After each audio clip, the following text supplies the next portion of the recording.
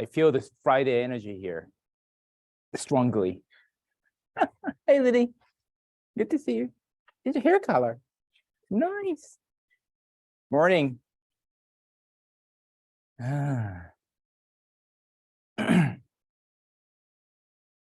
Morning. Hello. Yes, it's Friday.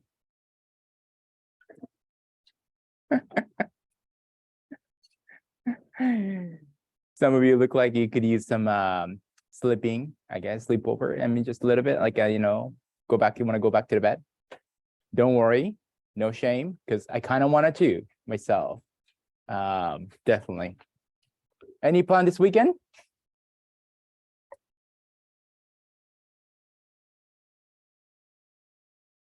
You're playing You said badminton? Rugby tournament in Edmonton. Whoa, nice. For like kids? U18. Ooh, that's cool. Well, good luck. Good luck for your team. Hopefully you don't get a lot of kids, youth injured or anything, concussion. Nice. And win some games. Anything else? I wish I have something exciting, but I think I'm gonna do some grocery, watch some TV shows. Hey, Isaiah, and stuff like that. And it's supposed to be, it's gonna be warming up, right? We're gonna hit what? 2, 3, 4 degrees? You never know. So, well, it will be melting and probably a little dirty and muddy, but it may be a good day to actually spend some time outside, actually. So, hey, Marie. All right, so today we're going to keep going to chapter 3 and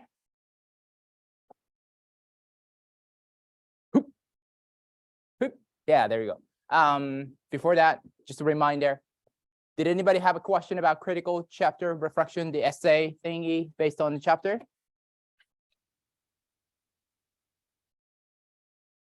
There's a guideline, rubric, and sample. So take a look at that. Make sure, just if you have like half an hour this weekend, take a look at that before, because that will, I think, help you. Yes. You're gonna get what? Probably not. Even the original schedule, we weren't gonna finish chapter 4 anyway. So basically you should be able to do this by reading it. So hopefully we're gonna finish-ish chapter 3, so you're ready to go to chapter 4. So if you want to stick to something that we already talked about in the class, just to give you a more sense of security, chapter 3 may be a good choice. But as you can see, chapter 3, we talk about a lot about research, methods, definitions of literature. So you may find it a little more difficult to apply and whatnot. You may find it easy, actually. You may not. Chapter 4, we talk about a bunch of different literature experiences, which you may find it like, ooh, that's applicable to my life more. So it's your choice.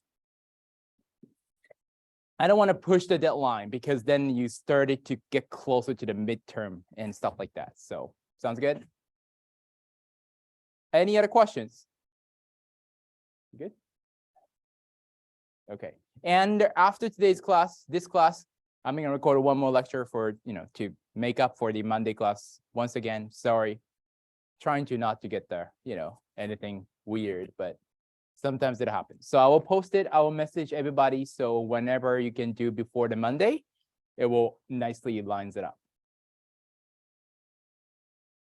So I wanted to pick it up from here because last class we were talking about some of the basic research keywords, such as variable, hypothetical construct, and operational definition.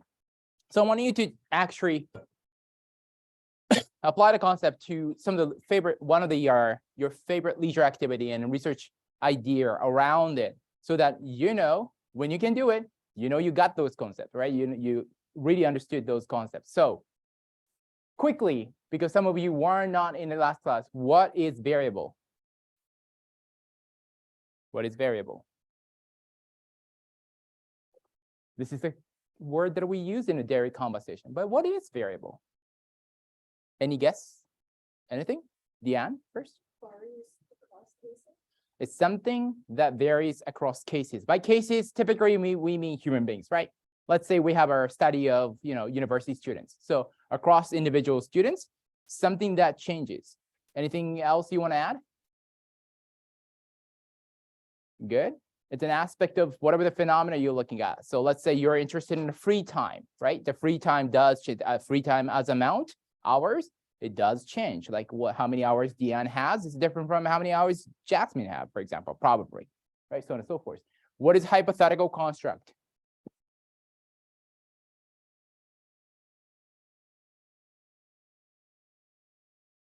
Teresa.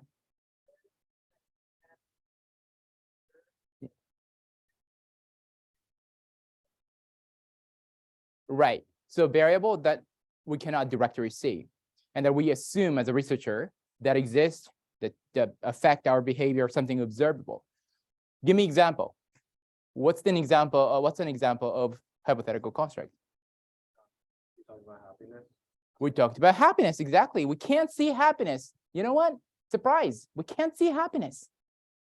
Smiles we can see, and we can assume that happiness is causing smiles. But when you get when you do more adulting, you realize actually not always the case. Not always the case. That's a funny part of the life. But and then finally, operational definition. What is operational definition?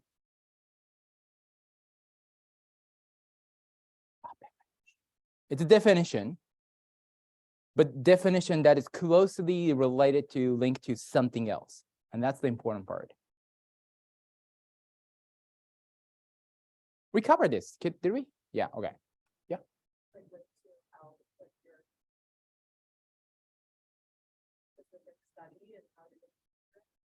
Yeah, how we measure it, how we measure something that we're trying to define basically in a specific study. So for example, thank you. Happiness can be measured in a different way, right? Happiness can be measured by number of smiles. We can assume that. Or happiness can be measured as, let's say, how you respond to series of questions. Like there's a 5-question standardized happiness test, right? So that those are two different operational definitions. The happiness can be defined differently. So now, something like this, if your favorite leisure activity is binging Netflix show, who is not? Mine too. So does it actually make us happier? Well, that can be a research topic question idea. You can work around. It could be anything else. For Rob, that can be rolling, right? For you, it could be just rugby. Anything at all. It doesn't have to be about happiness too. Then when you make up some research question, identify variable, identify hypothetical construct. It could be multiple, be careful, and also operational definition of the keyword. For example, I may make operational definition of happiness, and you don't have to look it up of definition of happiness. You can just make it up your own, okay? But make sure that's related to how you're going to measure it potentially. Sounds good. We're going to spend 2 minutes. You work individually. Just write down something, your example, and share it with your neighbors. Make sure that you got it. You got some good idea. You got these key concepts. And if you don't have a hypothetical construct, maybe you can add a hypothetical construct.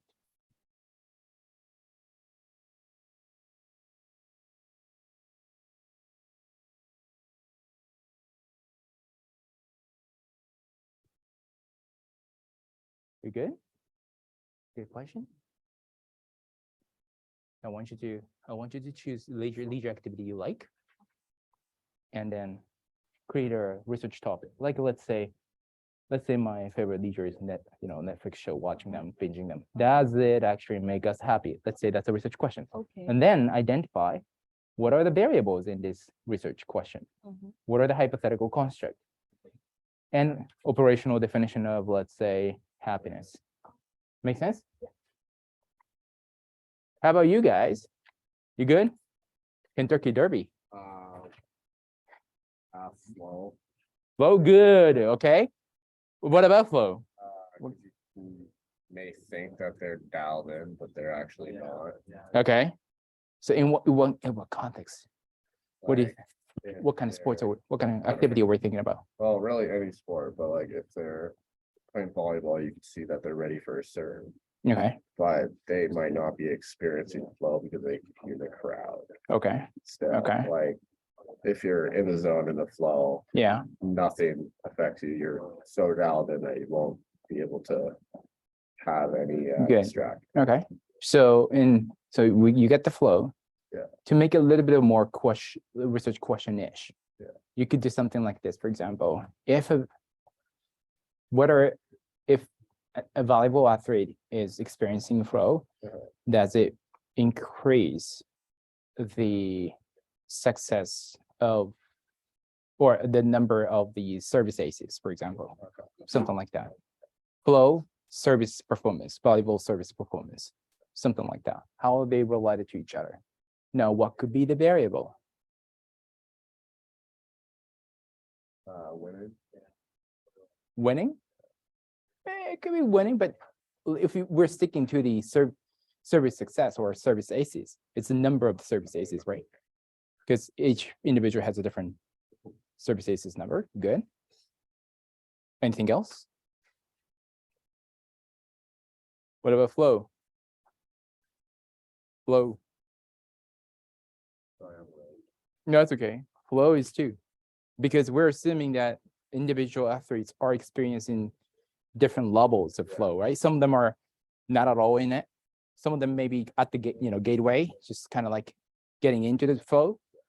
Some of them are maybe really, really in the deep flow. They're really focused, absorbed, right? So actually it changes. Well, at least we assume that it's variable across people. And the fact that the team sport. Yeah, it's a variable. Then what is the hypothetical construct next? You got it good? You good? Yeah. What's your example? Does playing League of Legends increase anger issues? Oh, good one. I love that. Okay, what's the variable?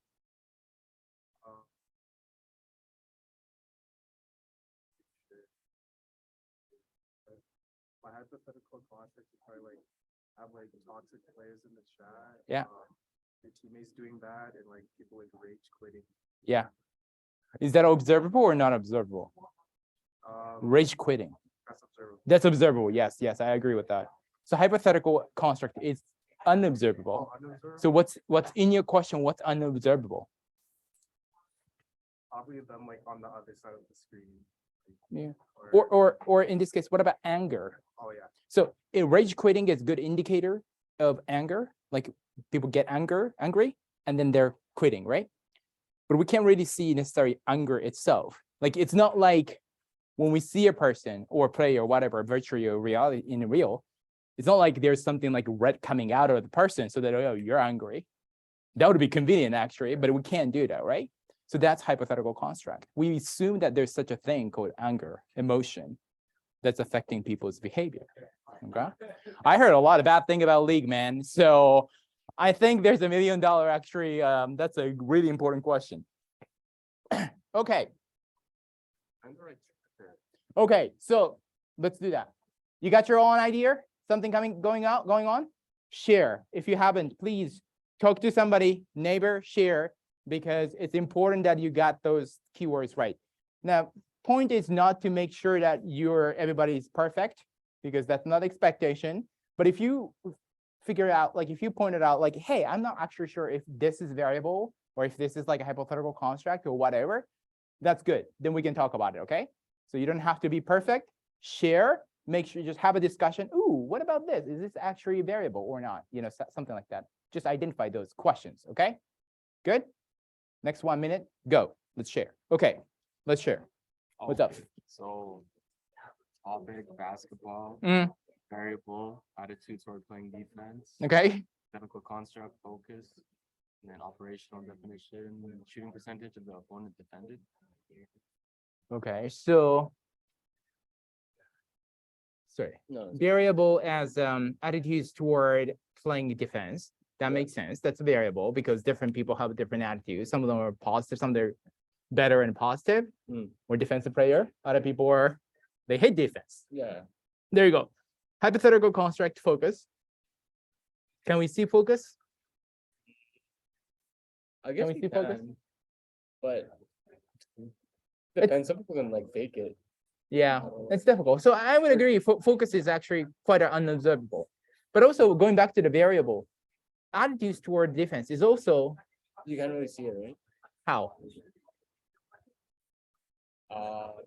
Like if they're lackluster or if they're, you can see that they're fully engaged, but I'm not too sure. I'm just going off the slides where it says attitudes. Attitudes can be actually quite unobservable. Right. Like, think about it. Some people, like in a practice session or in a particular game, especially, some players may be doing really defensive play, hard work in the defense. But that may not because they're having a really positive attitude toward defense. Right. But they could be just the game is very intense, Yeah. really neck to neck, so that everybody actually has to be working really hard on defense. So that's maybe why that they're working on defense, but they are actually could have a poor attitude toward defense, maybe. Okay. But they're doing whatever it takes to win, maybe. It could be too. So it's technically attitude is unobservable. We observe, well, attitude itself, we assume that exists, right? And then hopefully that will be affecting certain behaviors. Yeah. So would a better variable just be playing defense? Yeah, playing defense, like for example, okay, does attitude toward defense predict intercept or, the basically take the ball off of the opponent player, for example? I don't know how many times you go to the defense rebound. Yeah. I don't know other defense stats actually, so, but there could be other defensive stats. Those are observable stuff. Like you can actually count how many times he jumped for, defense rebound or actually, screening out. Like you screen out, you didn't, you did, so on and so forth. Make sense? Yeah. Make sense? Okay. Yeah. So that's so you can say like, does the attitude toward defense predict those defensive behaviors? Makes sense. Okay. Yeah. So then you have both observable, unobservable stuff too. We good? All right. Keep going. Any emerging questions? Okay. What's up? So for operational impediment, Hi. like for the Netflix one, what Yeah. looks like an example? So operational definition is about typically hypothetical construct. Typically. So let's say about happiness. Yeah. Happiness, operational definition of happiness. So operationally in this study, happiness is defined as the number of the time that you actually smile. Serious, simple. Yeah. So what about your case?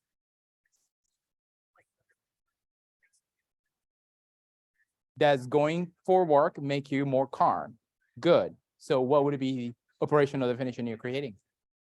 Oh, Calm, yes. Definition of how do you operationalize calm? Yeah, how? It's not like measure.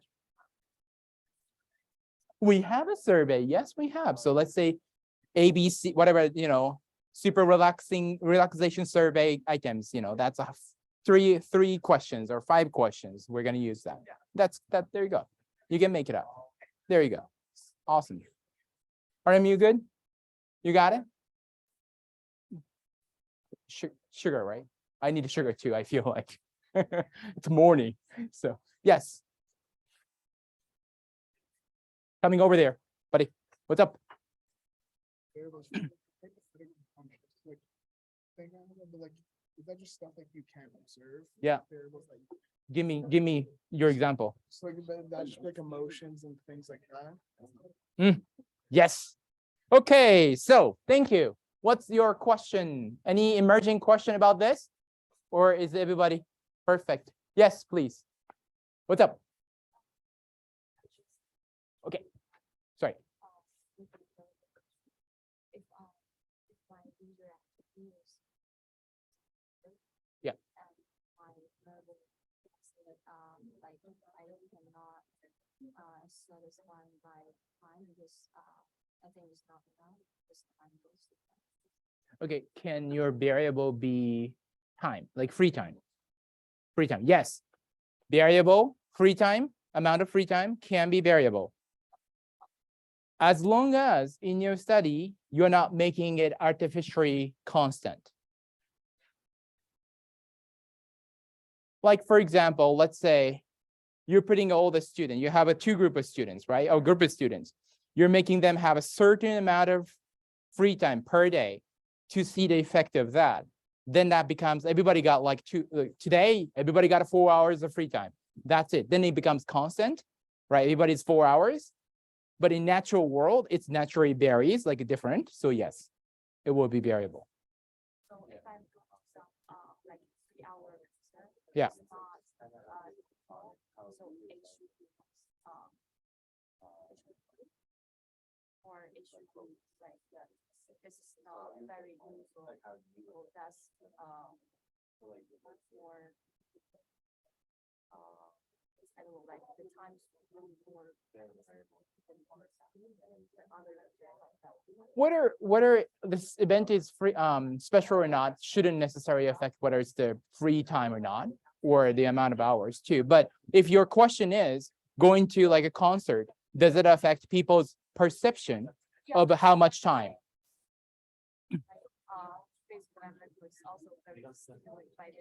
Yeah. If you're going to those special event concert, does that actually change the perception of your time? Then the variable could be, one of the variable can be perception of the time. Because we're assuming that perception of time, how long they spend, people felt that they spent, can be different, right? You may feel like actually it was like a 33 hours versus some people like it was like half an hour. It was very enjoyable. Okay. Okay, sharing time, good. Unless you have a question. What's the question? Any questions? I'm assuming you have questions. Yes. Having a hypothetical stuff that kind of needed to how you're operating, like you operate. I guess because you can still have operational definitions different that like we could have a operational definition for observable variable too. We could, but operational definition is more important for an observable thing because you know what? Measuring unobservable is more tricky. And it's very important to be specific and clear about what it is. But for example, in terms of free time, for example, something that's more observable, let's say, what's something observable?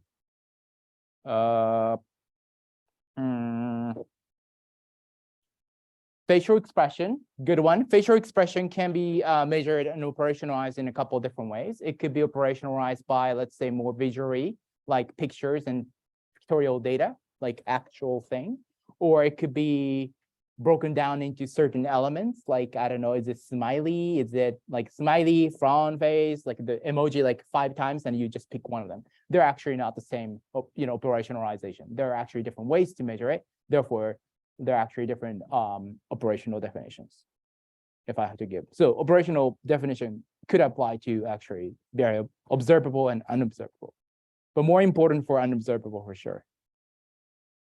Because, for example, we're talking about anger. We can't measure anger. We can't see anger. We could measure anger, but we can't see anger directly. So how are you going to measure it? People can talk about how many times people, let's say, how many words you type in a cap in a game. We're talking about online gaming, right? Anger management. How many words you type in a cap, that's indicator of anger. You know, if you play game, you know, some people do that. Oh, Captain, like, you idiot, why you're standing? It's very disheartening. Sometimes I get that too, you know, people yell at me. Oh my, oh, I try not to yell. Anyway, in a game, it could be like rage quitting. How many times actually you rage quitted, disengaged? That could be an indicator of anger too, because we can't really see anger. It would be nice, right? If we can actually see anger, that like right ball just goes up. It would be very, very convenient for us, but we don't. Any other questions?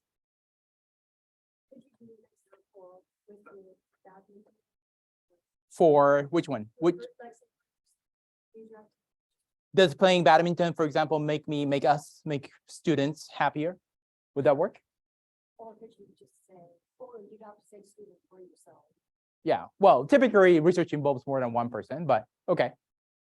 And then what would be the variable? For example, I can measure how many times, okay, for example, how often students play badminton per week, let's say. That's one way to quote unquote actually operationalize badminton too. But at the same time, I can also differently operationalize badminton, like how involved, how, let's say, specialized, how much skill you have in terms of badminton, like for badminton, right? Some students are more advanced, some students are not. Well, actually, a lot. We could, but so my point is badminton, one observable variable, typically observable, can be operationalized in a different way, okay? And that's also, we're assuming that a variable, badminton in this case is variable too. I'm assuming that it changes across students. And makes students happier. The happiness here can be hypothetical construct as well as variable. By definition, well, almost by definition, hypothetical construct is variable. You can say that just if it's something is hypothetical construct, it's variable. You can assume that in this course. Now, what would be the operational definition?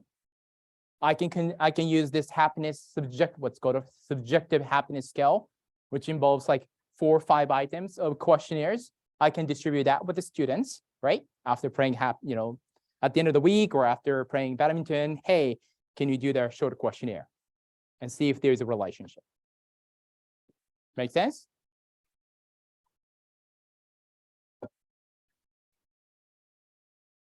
We're good? Alrighty. So moving on to defining and observing leisure. So this is pretty much the last time we're talking about defining leisure.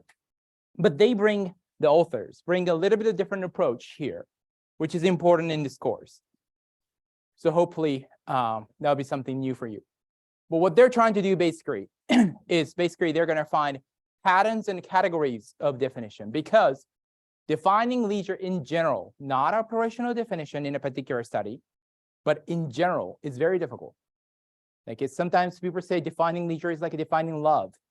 You can't really define it. Maybe it's better off that way. I don't know. There's a different definition. Sometimes some scholars, the chapter author says, thought that it was impossible to define actually leisure in general, like the universal definition of leisure. But the textbook authors, after like, 40, 30, 40, 50 years of studying leisure, they realize actually, you know what?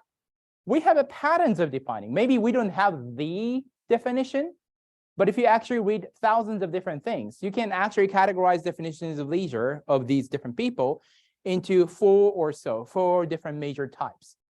And that's what we're going to learn. And that 4 different categories of definitions of leisure, 4 different ways to define leisure, are determined by 2 key factors. One is type of phenomena, whether what the definition basically refers to, what definition is concerned with.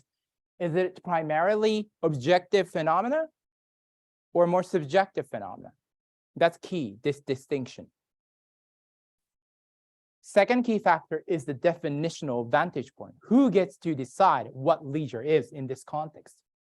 Is it researcher or is it research participant? We're still talking about research context. With all of that, I'm going to go now, skip a couple slides, so don't get upset, please. Type of phenomena, objective, subjective, definitional vantage point, researcher, research participant. We have a 2x2 model. You do not have to remember what each box named, right? This is just they made it up. Nobody really talk about that. It's just nice to have a name to each cell, each category, right? But if I say, okay, external vantage point and objective phenomena, can you describe me, give me an example of study or definition, whatever, that fits into this category? Or vice versa, if I give you a hypothetical example, like my hypothetical research, how leisure is defined and studied and whatnot, can you identify, ooh, Shin is trying to do this and this, for example? Does that make sense? I said something very important right now. I don't care that if you remember these names, but I care that if I give you an example study, whether you can categorize it into, okay, that is here. It's an internal vantage point you're doing, and it's objective phenomena, for example. Or if I give you external vantage point and a subjective type of phenomena, you can tell me, this is the hypothetical research I will do that fits into that category. Does that make sense? Hopefully it would make more sense as we go right now. You don't have to remember each name, but you have to know what each category means. And going back. Okay. So the first key factor the types of phenomena. What kind of leisure, what aspect of leisure each definition is concerned about most, primarily. First type is objective. What do we mean by objective? These things, you remember this, right? Leisure is a free time. Leisure is a recreation activity. So you got this actually.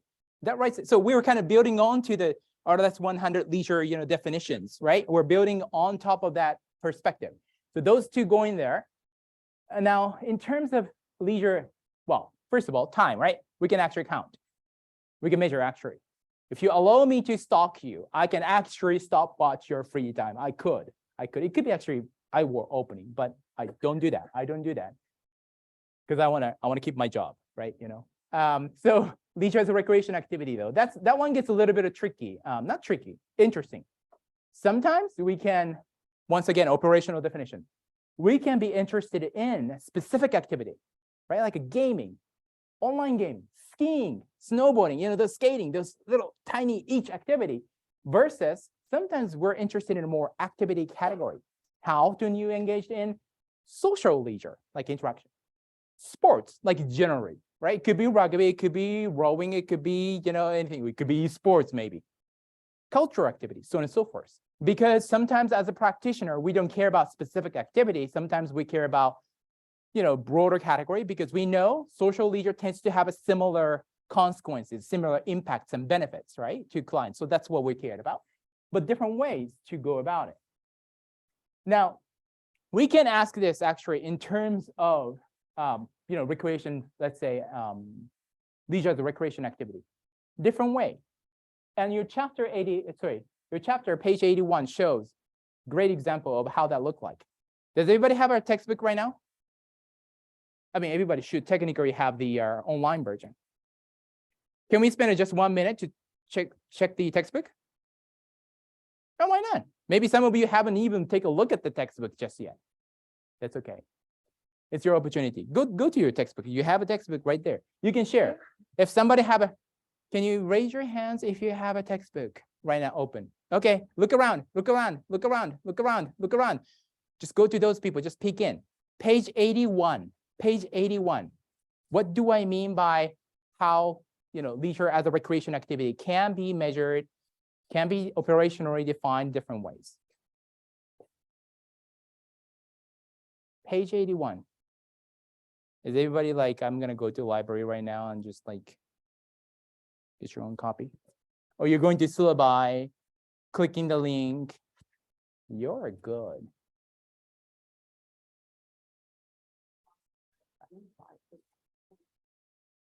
That'll be chapter 3. You're going to be in chapter 3.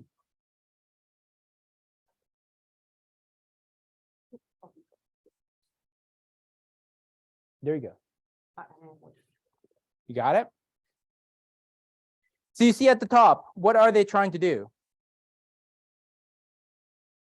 What are they trying to do? Asking number of times. Asking number of times. It can be easily changed into number of hours. Okay, over the past 1 week, how many hours? And underscore hours. How many hours did you spend on what's the activity? Or how? Records, stereos, tapes. Did you hear that? It's full. Records, stereos, and tapes. Yeah, we're going to talk about those issues later in this chapter. But yeah, right? And what about the second section? What are we trying to do? There's a bunch of activities and one numbers 1 to 13. People have to circle the number if they have done it. Is that what it is?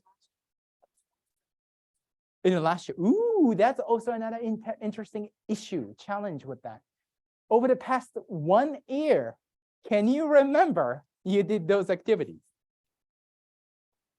Especially if something is like close to the end of the last year, like, like almost like 1 year ago. Was it like actually 1 year ago? Or actually 1.5 years? Or even 2 years? Because of COVID, like everything is like meshed up. Anyway, good. And the last one, at the very bottom, what are they trying to do? Probably this is the type of thing that you are maybe most familiar with. Yeah, how frequently 0, 2, 3, but each 0, 1, 2, 3 represents something, right? never, something like never, rarely, or whatever, sometimes, often, all the time, all those kind of things. Okay, so these are things very important, actually, toolkits to have for you as a practitioner. Okay, right? How are you going to actually measure recreation activity? There you go. You can do that way. The last one, now this is a new one. You got these two before, but this never. Leisure as a certain setting. Thank you. Thank you for using textbook. There you go. You paid for it, even in directory. Sometimes authors said that certain specific environments can be almost equated with the leisure. Experiencing leisure, having leisure, whatever. Like, for example, being at the beach or in a mountain. Typically, for many people, yes, there are some people working out there. I'm sorry for them. Well, that's really good for them. Anyway, but most of the people who are in these situation environments, they're having leisure, right? Typically. Yeah. Or sometimes we can be more more interested in more of our general environments, like being outdoor, being in nature, but not defining specific natural element, right? Nature, because we know that, for example, as a practitioner, researcher, we are interested in therapeutic effects of the nature. We know that there's science, a lot of science coming out. Now, just a few examples of how those things can measure and actually utilize in the real world. Statistics Canada, they actually measure free time of Canadian adults since 1986 or so. There's actually 2022 data, but that's not really released just yet. You learn this based on this data. Women in Canada continue to have 30 minutes less free time per day. So I'm not going to say that again. But actually, free time has decreased for both men and women during this period of time. So if you feel like you're busier than your parents and grandparents, you're not wrong, actually. I'm sorry. Men, Canadian male adults, they have 0.3 hours less per day. That's about 20 minutes. Canadian female adults, they have had 0.5 hours less compared to 1986. That's like 30 minutes per day. If you multiply that by 7, like 7 days per week, multiply that by 52 weeks in a year. So if anybody give you a quote unquote, sorry, shit about like how lazy, quote unquote lazy, or busy or whatever, like you're not doing enough, like you can say, you know what, there's statistics, you guys were better off. Anyway, as a recreation activity, we measure this quite a lot. This right side, we're going to come back to it later in this chapter, but this is one of the most classic, 1980, developed by a guy called Rashid. List an inventory of recreation activity. And it's divided into 6 categories: mass media, cultural events, sports activity, outdoor activities, social, and hobbies. So we're going to talk about whether it's actually still relevant, good categorization, so on and so forth. We're going to talk about that later. But this is one of the tools that you can use. Hey, your boss goes like, hey, you got to measure recreation activity of our clients as a marketing research, whatever. There you go. You get the list.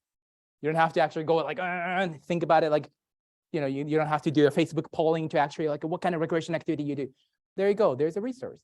Now, from this perspective, though, actually in many developed society, we have done a lot of surveys, different countries. And what's consistent is that actually watching TV right there, this guy, always the most frequently participated leisure activity. For example, American Time Use Survey with the tens of thousands of people every 5 years. Out of 5 hours, about 5 hours of free time per day, both weekday and weekend, I think, average. So that's quite a lot. Almost 3 hours spent on TV. How about you? 3 hours out of 5. But sometimes this is not obviously always like, the main activity though, right? TV can be background leisure. Put it on, doing something else, chore, talking to friends. Still the TV is going on sometimes. Leisure as a setting. This is a new one. This was an interesting survey. 2017, ARPA, Alberta Recreation and Park Association conducted a massive survey with what? 5,000 people in Alberta. So right here, one of the questions was about location of your favorite activity. Where is it? Close to 60% said that it's parks or outdoors. So how many of you, if you have to think that the location of your favorite activity is parks or recreation, outdoor, by hand, show of hand? About a 50%. Okay, good. So close. Nice. Thank you.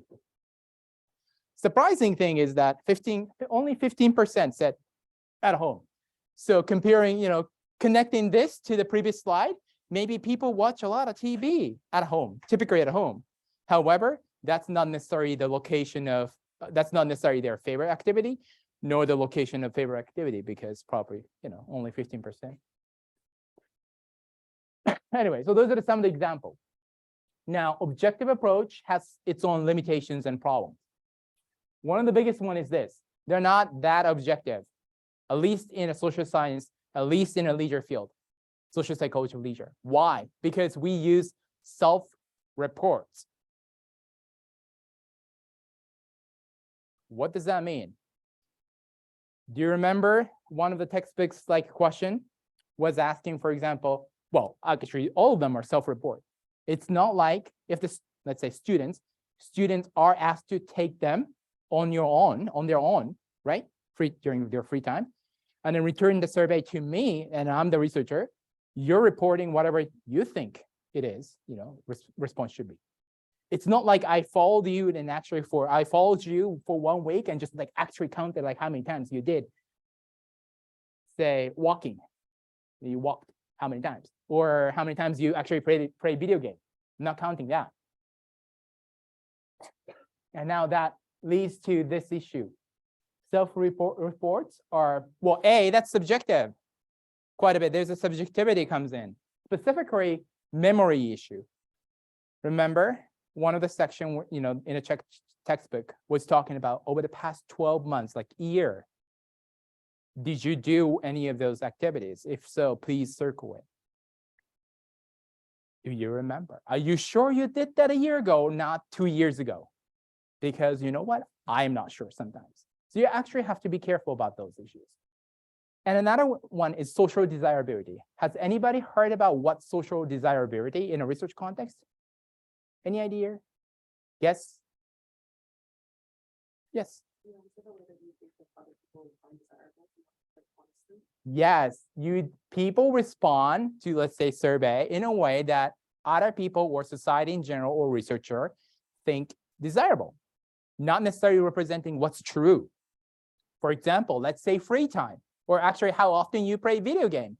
Let's say I do survey with you guys, and then one of the questions was that. And then you go you know what, I don't feel comfortable, just telling Shin that I spend 8 hours per day on a game. No, I don't judge you. I feel you can be my gaming mentor. But anyway, you may feel that way. So you may actually reduce that reporting number into 2 hours, right? That doesn't represent the reality, but you're you're affected by what do you think is desirable by researcher or the society or whatever. It happens, especially when it comes to, for example, deviant leisure, right? Another challenge, can we actually equate, for example, specifically about leisure as a setting? Can we equate being in a certain setting to having a leisure? Because sometimes, let's say, well, some people can be working at a beach or a mountain and whatnot, but more importantly, sometimes for example, natural areas can be sacred places of living and ceremonies and other things for, let's say, indigenous people, community. And that can be said by anything too. For example, free time too. The fact that you don't have any obligation, does that mean actually leisure? The fact that you're playing basketball, is that actually leisure? If you have that guy, you're dropping basketball and there's this annoying person, to be honest, that you don't feel like having fun at all. It could happen too. Anyway, so activity, setting, time doesn't necessarily mean, quote unquote, you're having leisure. And there's actually really fuzzy line between objective and subjective approach. And that's more of an issue for the objective approach because you try to be objective, but subjectivity creeps in. For example, you can be measuring free time and the lack thereof, because lack of free time is a major barrier to leisure participation for many people, many clients, your potential clients, right? You want to identify the challenge that they're facing, barriers that they're facing, lack of time, one of the go-to. But people's response to it may be affected by perceived busyness, that how busy they think they are versus actually how much free time they have. One of the things that happen typically is that when we have people actually log their free time and then actually free time and not free time, just each half an hour, what they're doing, they realize that they actually have more free time than they think. Have you ever seen those statistics like Statistics Canada, like, oh my God, 5 hours of free time? Who is that? Do you feel that way sometimes? Like, I don't have 5 hours of free time. You know what? Actually, when you log, actually have some free time. It's just that you're spending, it's in between. You're doing this, you're chatting with friends. So you don't realize actually you're having that fun actually, or, doing something. But anyway, the subjectivity, like perception of freedom, that's subjective. That creeps in and no longer really objective. So you got to be very careful about that too. Now that here's a subjective approach. That's where the leisure as a psychological experience, the third definition we learn in RLS 100, that comes in right here. Now we have two types main time. One is cognition, what typically we think, right? Versus what people feel, like emotion, affect, affect, okay? Oh, of course, sometimes the boundary is not that clear, but typically we think they're two different things. Example of cognition, like satisfaction, how satisfied you are with the leisure. If I ask that question to you, you have to like, Shin, give me 2 seconds. Like I have to think about it. What are the activity I do? How much free time I have? Am I really, could it be any better? Maybe there are a few ways it could be better. So I would say from 1 to 10, 8 out of 10, right? So you have to think and evaluate. Emotion, what are you feeling right now? That's pretty instant, right? You kind of know what you're feeling, hopefully. Motivation actually goes in there too. Now, most of these things are not directly observable. They're hypothetical construct typically. And then finally, the definition of the other key factor that affect the way we categorize different definitions of leisure is the definitional vantage point. Who gets to decide? That's the who gets to decide what counts as a leisure. That's this point here. External vantage point means that the researcher gets to decide based on what's typically considered as a leisure in a community, in a group of people. Now the issue is when the researcher does not belong to or study the society, for example, if I take you to Japan, let you live there half a year, yay, right? Then you have to study leisure with me as a corroborator.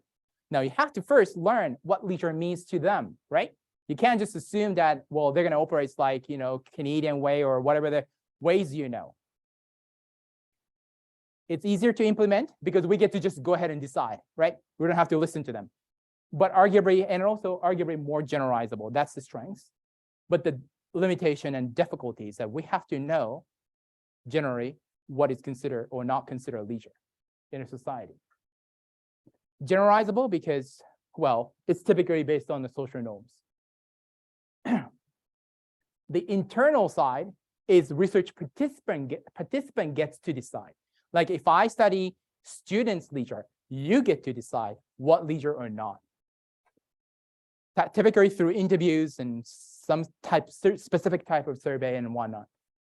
This helps us to get the more nuanced idea of what leisure is to participants and what's meaningful, what aspect of leisure is important to them. But, so that's strengths. The challenge is it can pick up idiosyncrasies, as in like individual quirkiness, quote unquote, if you will, right? You have your just a little quirky side of maybe what leisure means to you, maybe.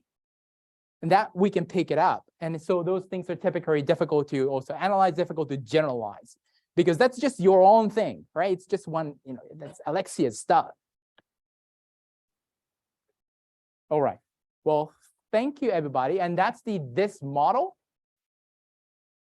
What I meant by when I said like, hey, what I want you to know is, for example, if I give you this kind of thing, hypothetical research context, can you tell me, hey, which type of phenomena am I interested in?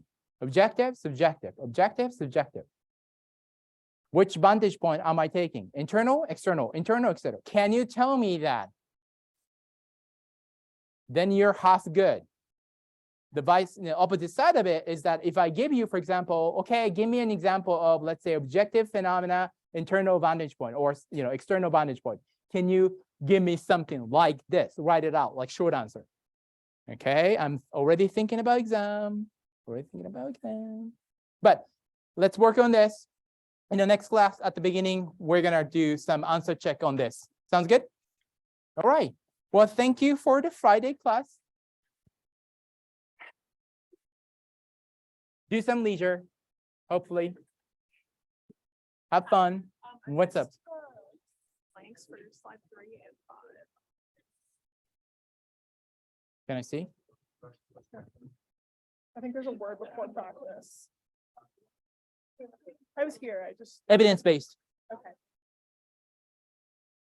Because I don't have those things because that's from the last class, right? Yeah. Evidence-based.